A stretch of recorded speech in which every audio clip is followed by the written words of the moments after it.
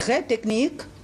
Les décisions de la Cour le sont aussi. C'est difficile de comprendre les motifs qui sous-tendent le dispositif d'une décision de la Cour constitutionnelle.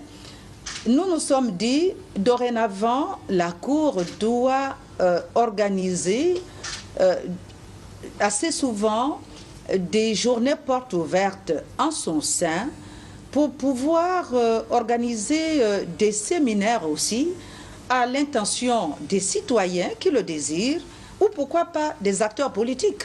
C'est une nécessité impérieuse parce que les critiques dont nous sommes souvent l'objet résultent beaucoup plus de l'ignorance de ceux-là qui tiennent ces propos et nous l'avons compris. Nous avons mesuré cette nécessité et c'est ce que nous allons faire dans les prochains jours. De la légitimité de l'intervention des juridictions constitutionnelles dans le processus normatif à la Cour constitutionnelle et la création normative en passant par la Cour constitutionnelle et la légitimité des pouvoirs publics, le rendez-vous de Libreville fera date. La Cité de la démocratie a prêté son cadre pour abriter la soirée gala offerte par le chef de l'État Ali Bongo Ondimba à tous les délégués venus d'Afrique et d'Europe. Clé de voûte des institutions de la République, le chef de l'État vient de confirmer par ce geste son attachement à la construction d'un État de droit au Gabon. Le chef de l'État a été représenté ici à la Cité de la démocratie par le Premier ministre et chef du gouvernement, M. Raymond Ndong Sima. Ici, les instants étaient uniques. Le président de la Cour constitutionnelle, Marie-Madeleine Borancho et ses hôtes se sont séparés dans l'espoir de se revoir sous peu. L'actualité, c'est aussi cette réunion entre le Premier ministre chef du gouvernement Raymond Ndong Sima et le comité de suivi des recommandations de la commission des négociations entre le gouvernement et l'Organisation nationale des employés du pétrole. Il était question pour ses membres de faire le point et évaluer les activités de la structure. Le compte rendu de cette activité avec David et Soumeya, presse primature.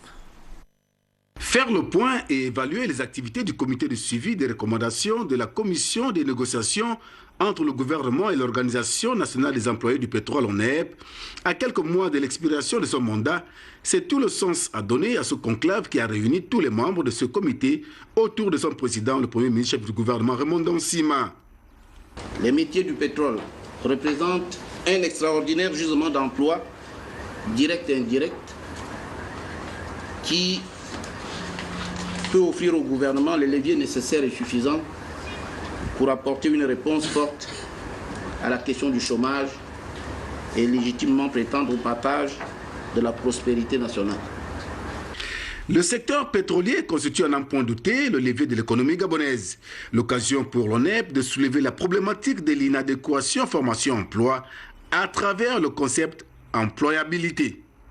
L'employabilité, de manière succincte, c'est plus ou moins la capacité de chacun d'entre nous à acquérir et maintenir des compétences qui lui permettent de conserver ou de trouver un emploi et de s'adapter à toute nouvelle forme de travail, d'outils, de travail et ainsi de suite.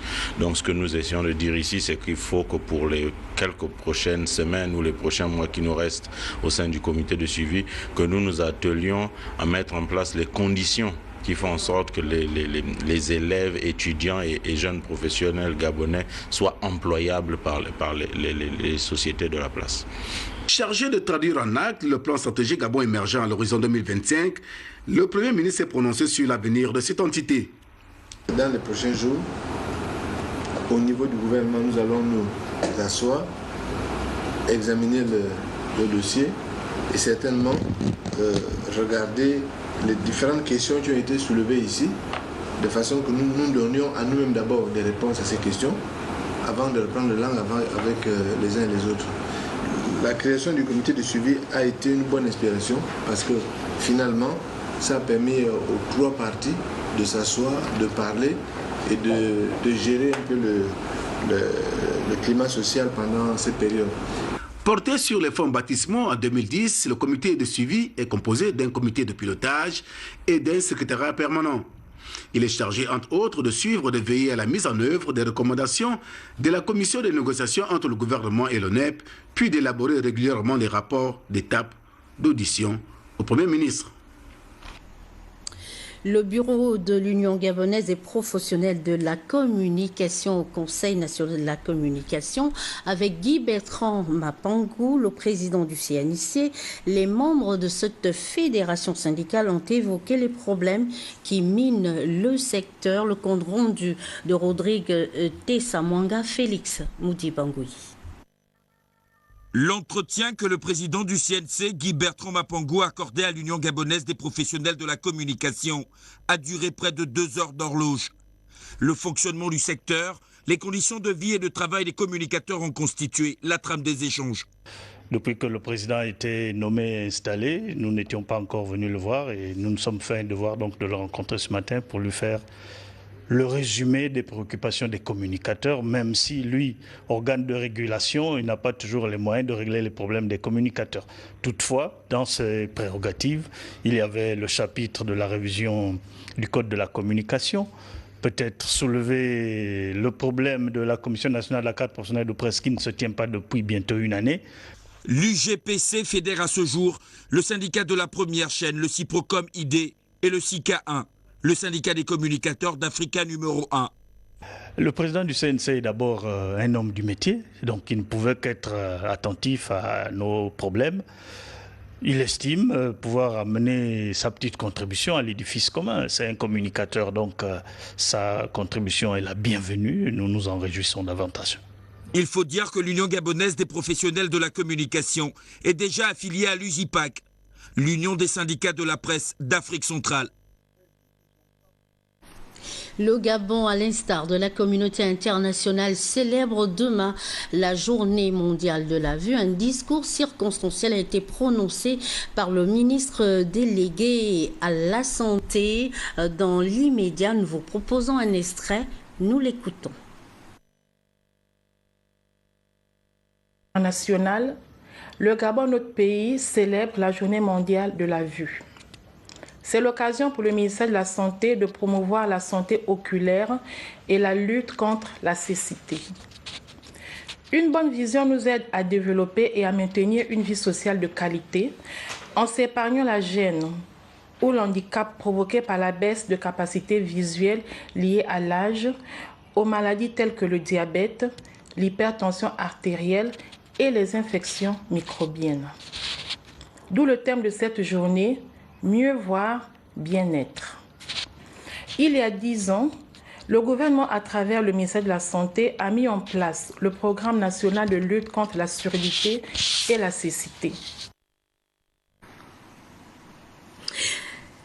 Le ministre de l'Intérieur et de la Sécurité publique, Jean-François Ndongo, était hier à la SGS, une occasion pour la direction générale de cette entreprise citoyenne de présenter à la tutelle son nouveau projet d'intervention sur les lieux Chérel Annabelle Bongota et Yvette Legou-Okosa.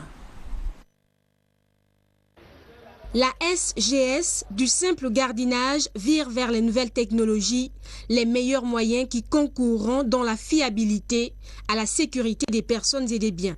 À la télésurveillance s'ajoute désormais la vidéosurveillance. Alors, la SGS va mettre au niveau des clients un dispositif qui va permettre à la SGS de visualiser en direct, d'accord, tout ce qui se fait chez le client.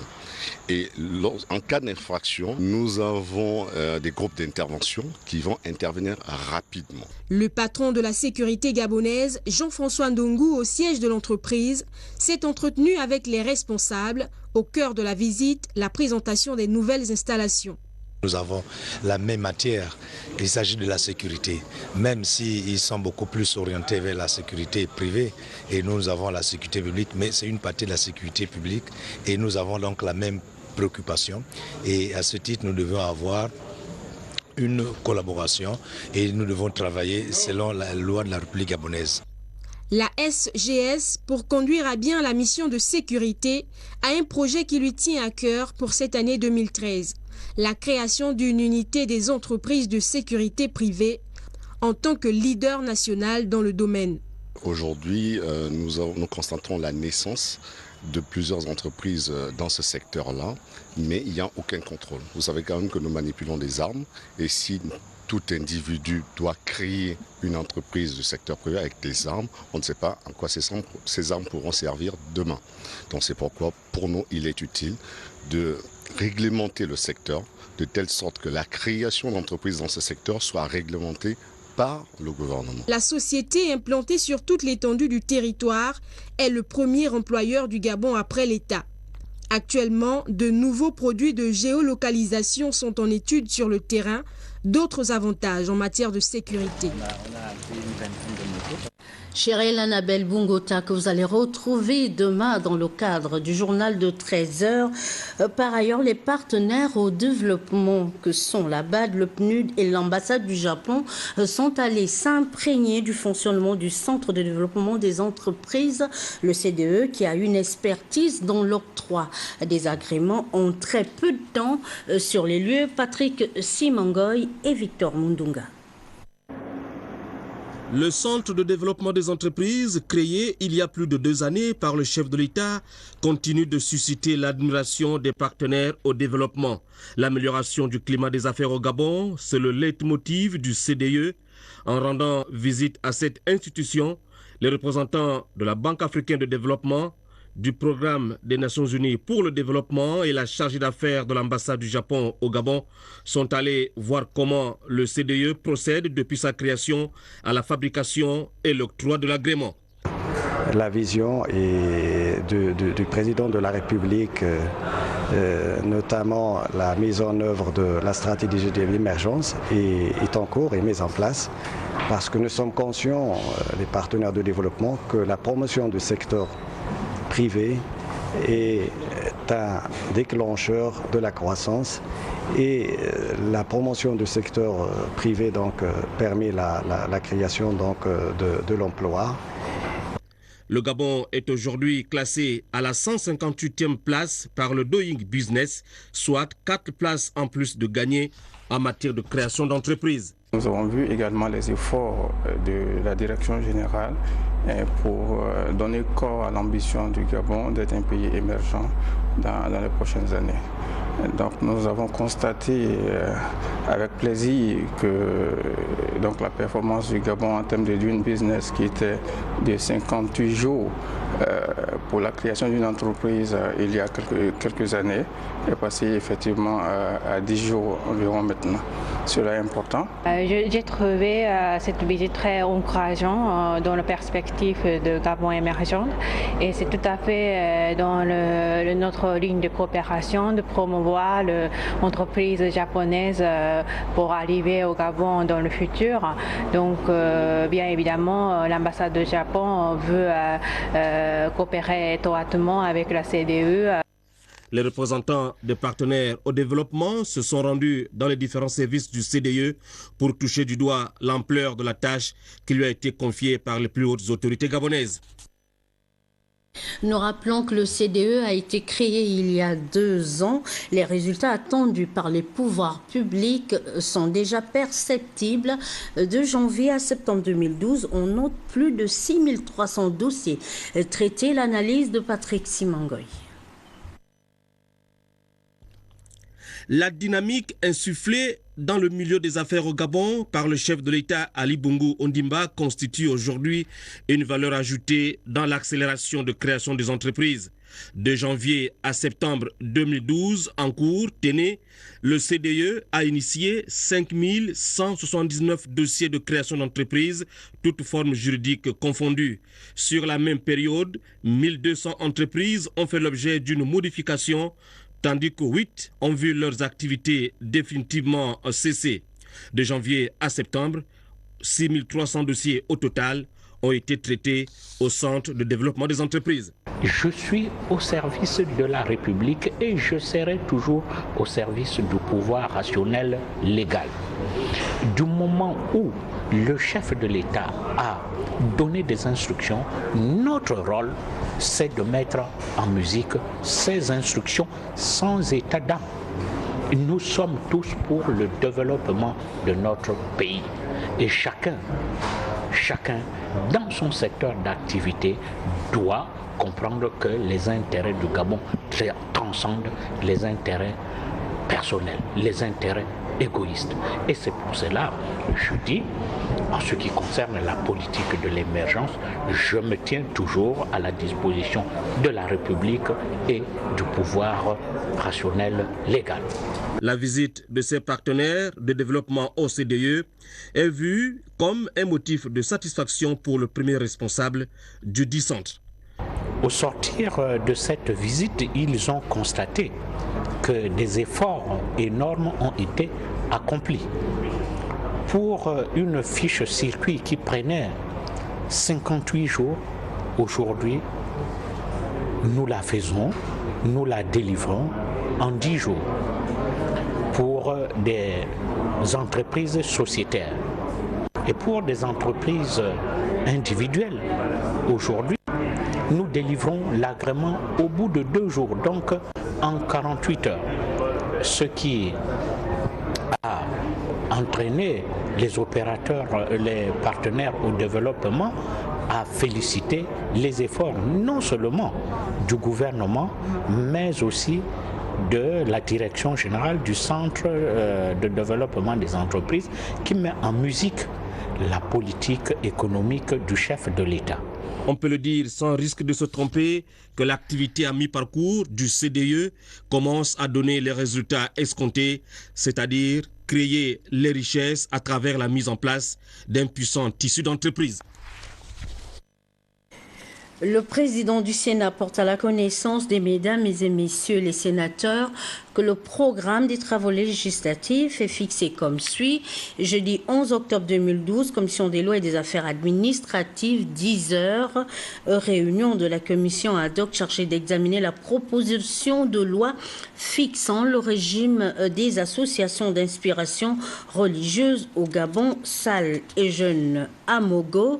Jeudi 11 octobre 2012 à 12 heures, réunion du bureau de la commission des finances, du budget et des comptes économiques de la nation avec l'ensemble des délégations devant effectuer les missions d'information du Sénat, toujours à la salle et jeunes à Mogo. Je vous l'ai dit tantôt, la capitale gabonaise, Libreville, a de sérieux problèmes d'assainissement. La Société gabonaise d'assistance publique s'invite à la recherche d'une solution durable à la faveur d'un accord signé avec le syndicat des commerçants. Le compte rendu de Paul Insiaki et Jean de Dieu Mambundu. Ce protocole d'accord signé entre la Société gabonaise d'assistance publique et les opérateurs économiques exerçant dans la capitale va permettre de lutter de manière efficiente et efficace contre les vecteurs de maladies. Cet acte cadre avec la vision partagée des plus hautes autorités du pays en matière de prévention des risques des épidémies. Il ressort des experts, les plus grands producteurs des ordures ménagères et des déchets solides et liquides. Ce sont les opérateurs économiques et commerçants dans les milieux urbains. Attachés aux normes, à la légalité dans le respect des lois et textes en vigueur, en République gabonaise, nous, Société gabonaise d'assistance publique, nous allons signer le protocole accord qui désormais permettra de travailler en harmonie et dans la confiance avec les opérateurs économiques, commerçants, la Société gabonaise d'assistance publique tient à cœur ce secteur aussi sensible pour nos populations. Le présent protocole d'accord qui lie désormais la Fédération gabonaise des syndicats des commerçants et cette structure de prestation d'hygiène dans les espaces commerciaux est un atout majeur. L'état d'immondice observé un peu partout à Libreville favorise à coup sûr un risque sur la santé des populations qui y vivent et donc la santé de tous et de chacun passant par un environnement sain c'est un challenge et pas des moindres que devraient relever ces acteurs au développement. Merci Paulin. Le message est passé. Le directeur général de l'Agence nationale des bourses du Gabon informe l'ensemble des élèves et leurs parents inscrits dans les établissements secondaires publics confessionnels privés reconnus d'utilité publique ou dans des écoles spécialisées que les conditions d'obtention de la bourse du secondaire fixées par les textes en vigueur en République gabonaise sont les suivantes. Être de nationalité gabonaise, être inscrit dans l'un des établissements secondaires cités ci-dessus, avoir obtenu une moyenne générale au moins égale à 10 sur 20 au titre du trimestre précédent, être de passage en année supérieure avec une moyenne générale au moins égale à 10 sur 20, être en classe de 6e après admission au concours d'entrée session de l'année précédente, être inscrit en seconde technique après admission au concours. Le dossier complet doit être transmis par le chef d'établissement à l'ANBG, service courrier porte 06, avant l'inspiration du délai fixé communiqué par voie de presse. Nous y reviendrons. Et puis, Madame le vice-président de la Chambre de commerce chargée de l'artisanat et métiers, Marie-Julie Maté, invite les femmes chefs d'entreprise à une rencontre le jeudi 11 octobre 2012 à 9h30 à la Chambre de commerce de Libreville sur le thème « Le financement en partenariat avec la Banque mondiale et la BGD ». Dans le reste de l'actualité, un atelier régional de formation sur la maîtrise des processus analytiques dans les laboratoires vétérinaires et de la santé publique se tient au siège de la FAO à Libreville. L'objectif est de donner aux participants des indications pour la détection rapide des infections virales et pathologiques animales. Le compte rendu d'Éric Ndjengi Bandinga et Jean de Dieu Mambundu. Le bassin du Congo étant considéré comme une zone à haut risque d'épidémie virale, les laboratoires vétérinaires et de santé publique doivent de ce fait jouer pleinement leur rôle dans les systèmes d'alerte précoce et de réaction rapide lors de foyers de maladie. D'où l'intérêt de cette rencontre. L'atelier qui nous réunit aujourd'hui à Libreville s'inscrit donc en droite ligne des objectifs du projet Identify, intégré dans le vaste programme d'amélioration du système d'assurance qualité dans les laboratoires de diagnostic vétérinaire. Celui-ci a été mis en œuvre depuis 2009 par les réseaux ouest et centrafricains des laboratoires de diagnostic vétérinaire pour l'influenza aviaire et les autres maladies transfrontalières ou réseau LAB. Les questions de santé publique et de pathologie animale sont inséparables. Cela nécessite une approche intégrée pour leur résolution. Les maladies animales ont des conséquences sur les populations animales qui sont doubles. D'une part, elles ont des conséquences économiques qui sont importantes pour les cheptels. D'autre part, elles peuvent avoir des conséquences sur la santé humaine, puisque certaines maladies animales peuvent être transmissibles à l'homme.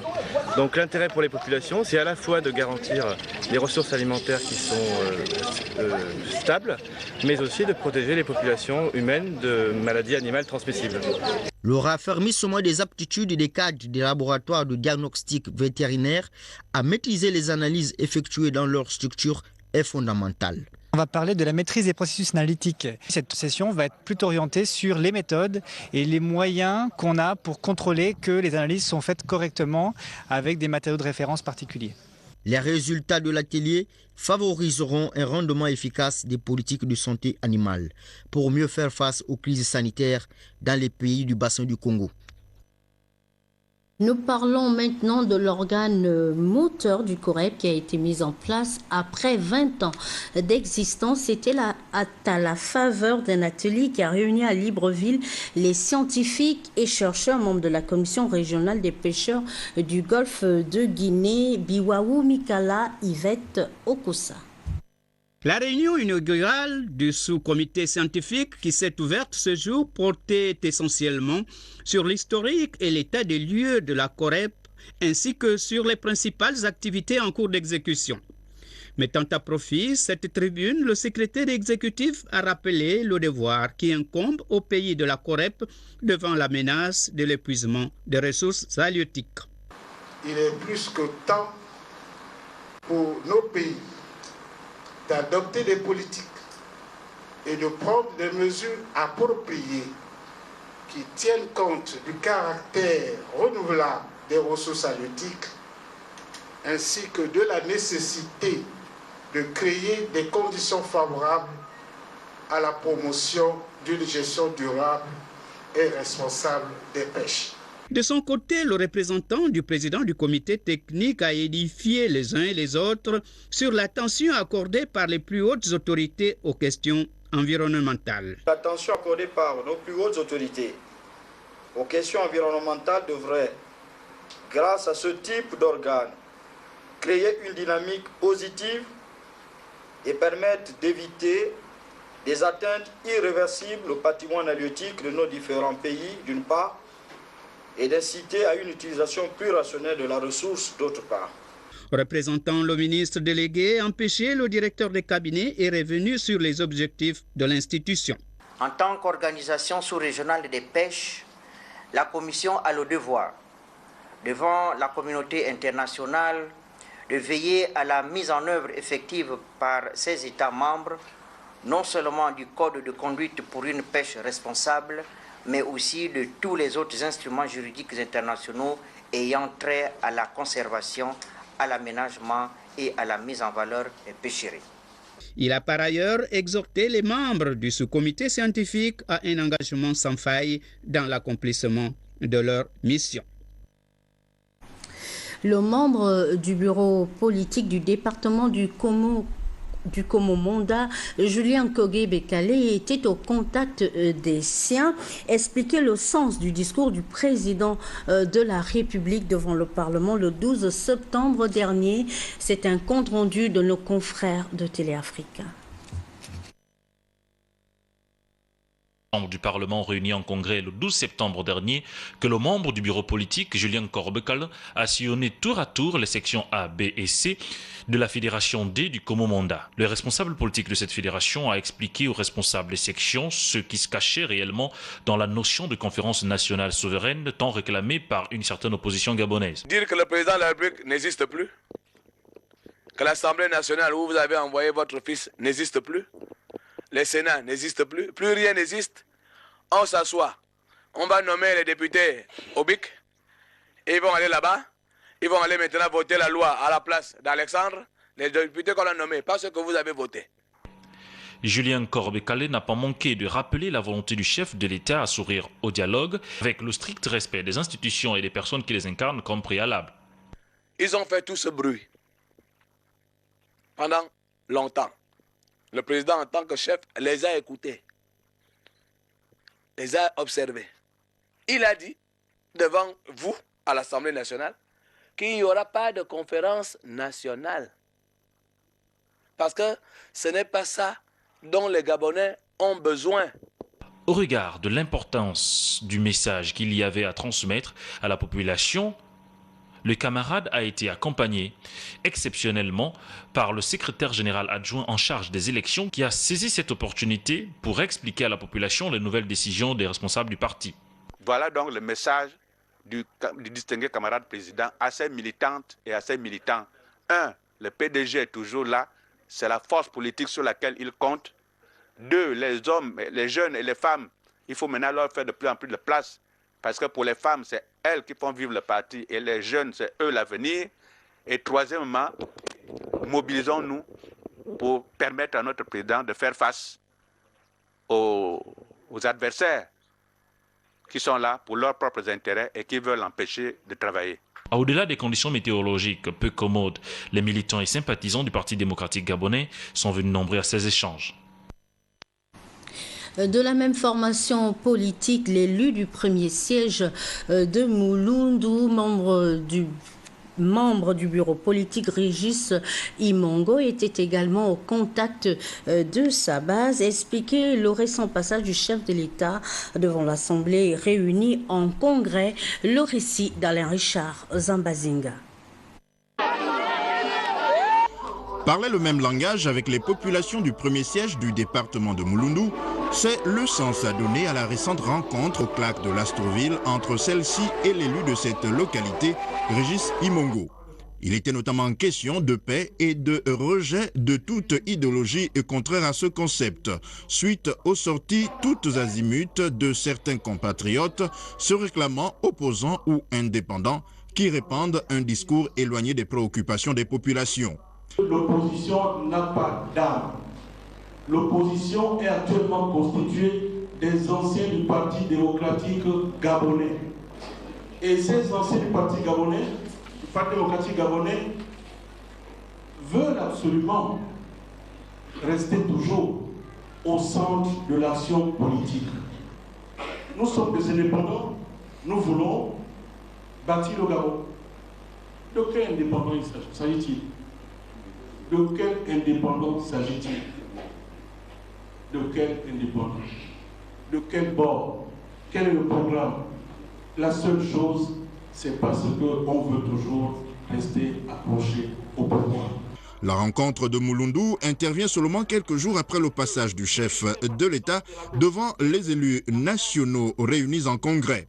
Le message d'Ali Bongo Ondimba est passé comme une lettre à la poste.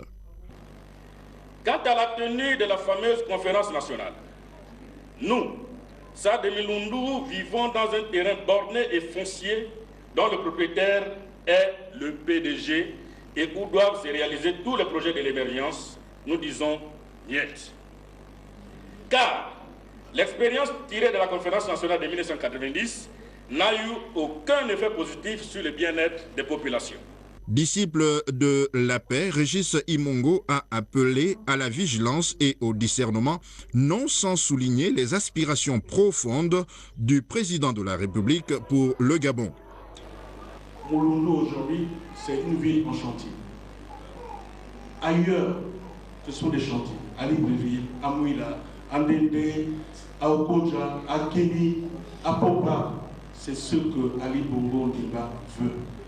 Nous devons donc aider le chef de l'État à mettre en œuvre son programme. Et pour le faire, qu'est-ce qu'il faut? C'est dire, il y a Ali, nous sommes convaincus de ton programme, nous sommes derrière toi. Rassurés dans leur conviction que seul Ali Bongo Ondimba reste leur carte maîtresse pour le développement du Gabon, les militants et les habitants du premier siège du département de Mulundu se sont séparés dans un climat de sérénité renouvelée. Dans le même registre, pour matérialiser sa politique de développement impliquant toutes les énergies humaines, le chef de l'État doit compter avec l'appui des militants PDG de la province de la Nyonga, un soutien réaffirmé lors d'une rencontre politique co-présidée par le secrétaire général adjoint du PDG Viviane Biviga et le membre du bureau politique Aimé Popa Nzouti Mouyama, envoyé spéciaux à Chibanga, Edgar Djembi Doukaga et Christian Malinda.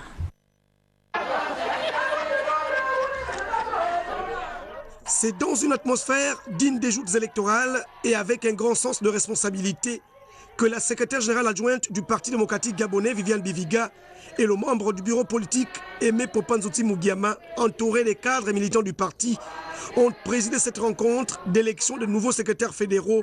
Sosten Mbouala, Fédération A1, Marie-France Manomba Boulingi, Fédération A2, Serge Allais Obissa, Fédération B2, Jean-Paul Moukani, Fédération B1 et Clément Moussunda, Fédération départementale du 2e canton. Nous venons aujourd'hui par nos secrétaires de section et comités de rebeloter le mandat tant attendu par le parti. C'est l'ensemble des militants de toutes les fédérations qui ont gagné. Donc il n'y a ni vainqueur ni vaincu.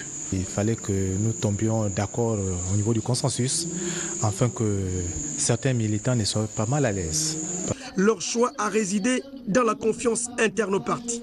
Au niveau du Parti démocratique gabonais, il n'y a pas de perdant, il n'y a pas de vaincu. C'est le parti qui est gagnant et nous osons espérer qu'à partir de maintenant, ils vont se mettre au travail. Je crois qu'aujourd'hui, c'est le PDG qui vient de gagner dans la commune de Tchibanga et le département de Mouti. On a invité tout le monde à se mettre sur le terrain afin de passer sans difficulté. Vous savez, c'est ça qu'on dit aux militants. L'adversaire du PDG, c'est le PDG lui-même. Aujourd'hui, il y a une nouvelle donne, la biométrie. J'ai expliqué tout à l'heure aux structures de base qu'est-ce que c'est la biométrie et comment s'y prendre. Donc à eux de jouer leur rôle, c'est tout. Nous serons là pour appuyer. Profitant de la présence de la base, les responsables du parti ont rappelé les consignes du chef de l'État face au risque de tribalisme et de repli identitaire. Il a donc invité les Gabonais à sauvegarder les fondements sur lesquels est bâtie notre nation. L'unité, le dialogue, la tolérance, l'amour du prochain dans sa diversité. Désormais, sur le chemin des élections locales attendues, les militants PDG de Tchibanga ont reçu des responsables politiques la mission d'occuper le terrain et dès maintenant.